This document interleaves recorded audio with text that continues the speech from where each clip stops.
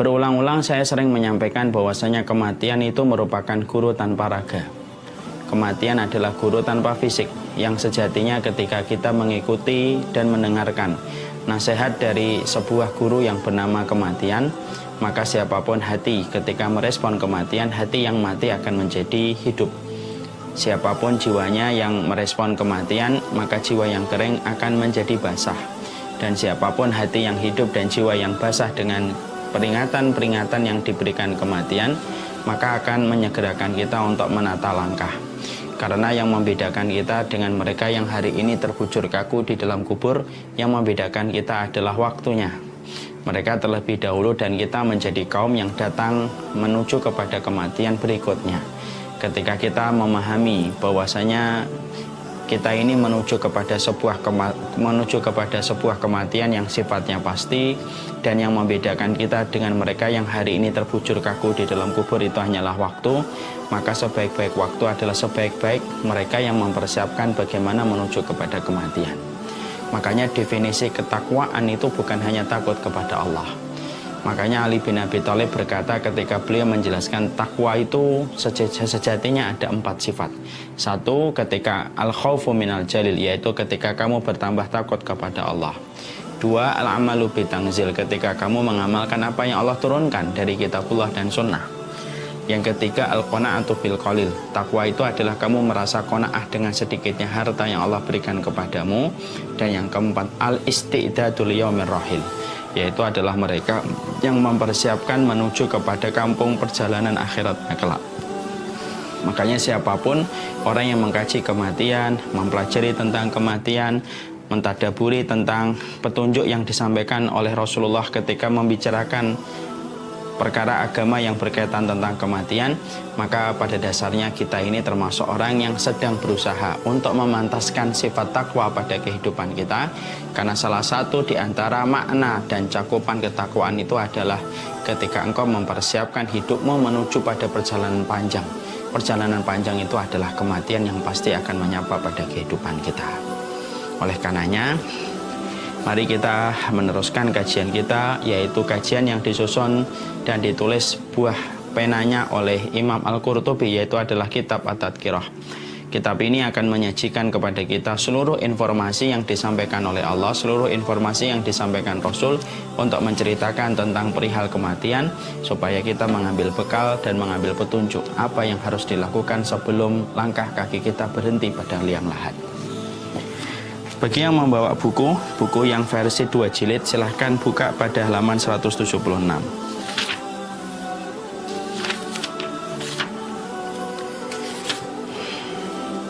Pada bab ini, Imam Qurtubi lalu menyampaikan bahwasanya manusia itu memiliki teman sejati. Dan ini merupakan pembahasan penjabaran yang disampaikan oleh beliau berkaitan tentang kematian, karena berbicara tentang teman, sejatinya teman bukan hanya dalam kehidupan dunia.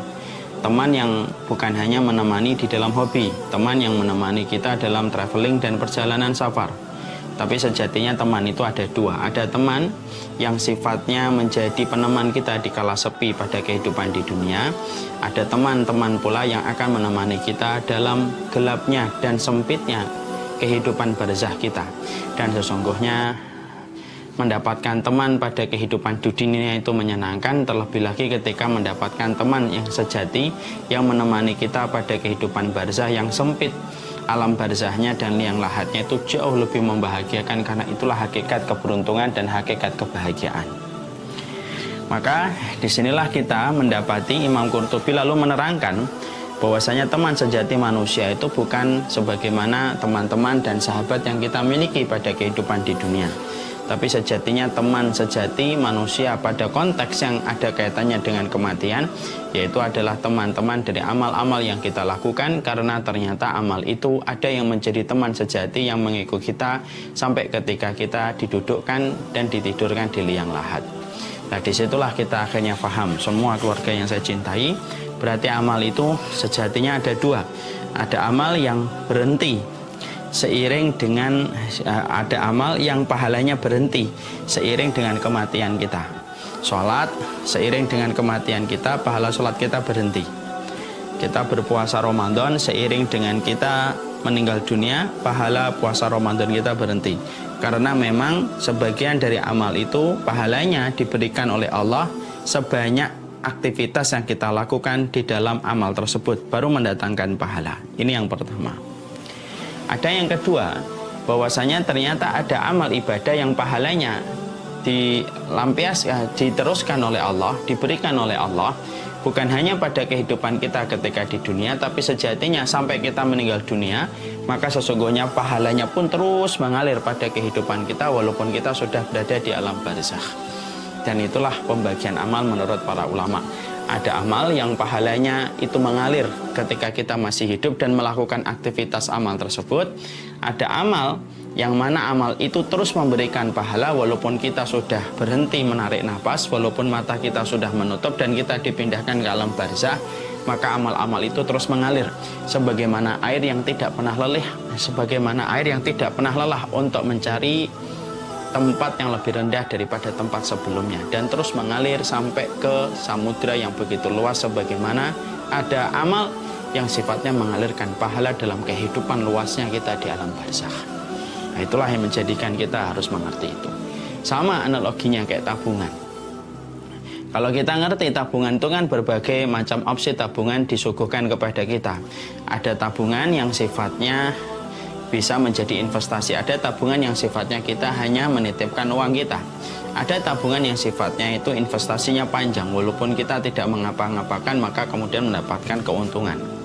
Maka itu analogi. Walaupun analoginya agak kurang syar'i, tapi itu hanya untuk memberikan pencerahan saja.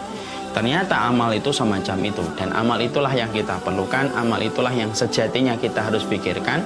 Karena investasi yang kita harus pikirkan bukan hanya investasi dari amal yang kita lakukan seiring dengan aktivitas kita, tapi termasuk salah satu investasi yang kita harus lakukan, investasi yang kita harus kerjakan, pastikan bahwasanya kita berinvestasi pada satu amal, di mana amal itu akan bekerja untuk kita walaupun kita terkubur di dalam kubur. Ya. Nah, makanya saya pernah ngobrol dengan salah satu bapak-bapak. Ada salah satu bapak-bapak mengatakan, kita itu nanti Ustadz kalau umur 40, kalau kita memang merintis bisnisnya dari muda, kita harapkan nanti kalau sudah 40, 45, 50 kita sudah bebas finansial. Lalu saya itu pada saat ngobrol dengan beliau mendengar kata bebas finansial itu saya bingung. Saya bertanya sama beliau, bebas finansial itu apa, Pak? Bebas finansial itu bukan kita yang bekerja untuk uang, tapi uang yang akan bekerja untuk kita. Jadi kalau bisnis itu sudah berjalan, lalu kemudian dia sudah terkontrol dengan sistem, maka kita tidak perlu lagi bekerja dari pagi sampai sore. Karena apa? Sistem yang akan membuat pengawasan pada bisnis yang kita miliki, dan bisnis itu akan mengalirkan profit untuk kita setiap bulannya. Kita tinggal jalan-jalan, punya waktu dengan keluarga, punya waktu dengan ibadah, dan uang itu akan mengalir dan bekerja untuk kita tanpa kita bekerja untuk uang dari pagi sampai sore. Oh, saya baru mikir, oh itu yang disebut dengan bebas finansial. Berarti kalau kemudian pada investasi ada sebuah istilah bebas finansial, pada urusan pahala dan akhirat pun ternyata ada bebas finansial, ada bebas pahala. Yaitu adalah ada satu amal yang ternyata ketika kita sudah meninggal dunia, maka amal itu yang akan bekerja untuk kita walaupun tangan kita tidak bergerak, walaupun kaki kita tidak bergerak. Dan orang yang beruntung adalah mereka yang tidak hanya memikirkan amal seiring dan berbanding lurus dengan gerakan tangan dan gerakan kakinya ketika dia melakukan amal. Orang yang beriman itu harusnya juga memiliki sebuah investasi, yaitu bebas pahala, di mana ketika nanti dia sudah terbujur kaku di dalam kuburnya, amal itu akan bekerja untuk dia, mengalir terus pahalanya kepadanya setiap waktunya dan setiap saatnya. Maka itu seakan-akan filosofnya umur yang kedua bagi mereka yang telah berinvestasi pada amal yang pahalanya terus mengalir pada kehidupan kita. Makanya indahnya kita kalau kita paham tentang ini, supaya pandangan kita jangan sampai minimalis kalau kita itu beribadah. Banyak kaum muslimin itu kalau beramal dan beribadah hanya pandangan minimalis. Yang penting sholat, yang penting puasa, zakat, haji, umrah, selesai. Padahal itu terlalu minimalis ketika kita menginterpretasi ajaran Islam hanya pada perkara itu. Tapi harusnya kita ini maksimalis di dalam kita itu beramal. Dan salah satu konsekuensi ketika kita maksimalis di dalam kita beramal itu apa? Jangan hanya pikirkan amal, yang sifat amal itu bertahan ketika kamu masih menggerakkan tangan dan kakimu, tapi berinvestasilah pada amal yang kiranya amal itu terus memberikan pahala, mengalirkan pahala untukmu walaupun kamu sudah tidak bisa menggerakkan tangan dan kakimu. Dan itulah orang yang beruntung, orang yang cerdas berinvestasi. Dan investasi yang paling mencerdaskan kita itu investasi di akhirat, karena dia membangun rumahnya di surga.